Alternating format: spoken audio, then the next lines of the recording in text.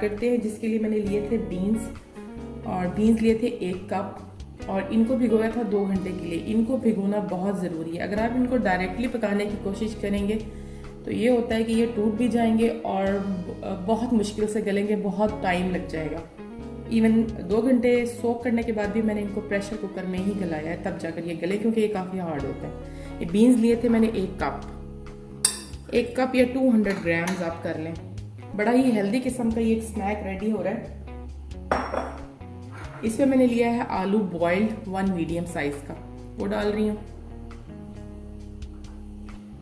फिर मैंने यहाँ पर लिए है 1 मीडियम साइज की प्याज। इस प्याज को मैंने नमक लगा के अच्छी तरह मसल के इसका पानी निकाल दिया था धो के, और अब मैं इसमें ऐड करी हूँ, क्योंकि ये जो प्याज है डार्क कलर की जो होती है, ये काफ़ी कड़वी सी टेस्ट की होती है। अगर इसको ना धोएं तो इसका एक अजीब सा टेस्ट आता है मुँह में।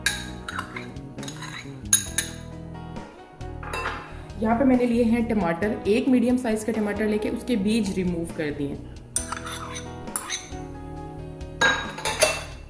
मैंने लिए हैं यहाँ 4 से 5 केले मीडियम साइज के।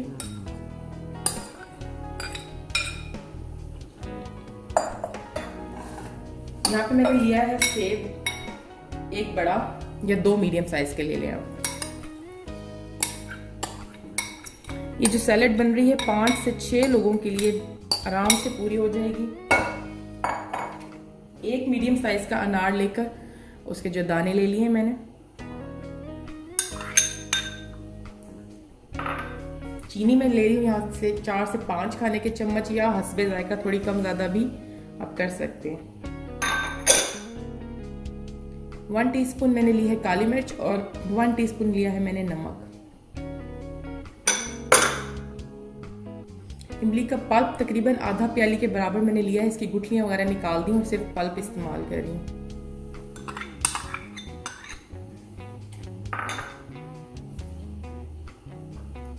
चाट मसाला मैंने यहाँ पर लिया है आधा खाने का चम्मच। इससे यह है कि ज़रा टेस्ट इसका मज़ीद इन्हांस हो जाएगा। इस बीन सैलेड में मैं यहाँ पे डाल रही हूँ थोड़ा सा शहद, बिल्कुल थोड़ा सा डालूंगी।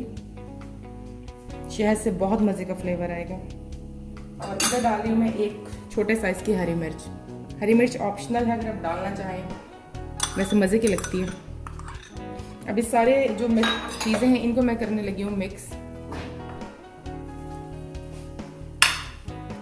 अगर आपको रेसिपी अच्छी लगी हो तो रेसिपी को लाइक कीजिएगा, और जो है इस वीडियो को लाइक कीजिएगा। मेरे चैनल कुक विद आमना को सब्सक्राइब कीजिएगा, और साथ लगे हुए बेल आइकन को भी ज़रूर दबा दें, ताकि हर नई वीडियो का अपडेट आपको फ़ौरन मिल जाए।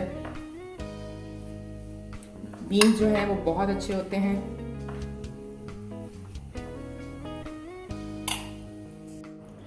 सबसे आखिर में मैं इसके अंदर शामिल करने जा रही हूँ आलू बुखारे की चटनी।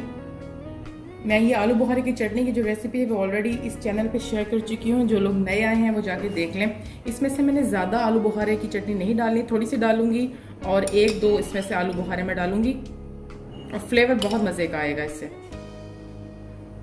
बस हमारी जो है बीन सैलेड वो बिल्कुल रेडी हो गई है। अगर आपको रेसिपी अच्छी लगी हो तो आप रेसिपी को ज़रूर ट्राई कीजिएगा, और जो चैनल है उसको भी सब्सक्राइब कर दें। और नई वीडियोज़ के लिए आप मेरे चैनल के साथ कनेक्टेड रहें। इंशाल्लाह मैं अच्छी रेसिपीज़ आपके साथ शेयर करूँगी।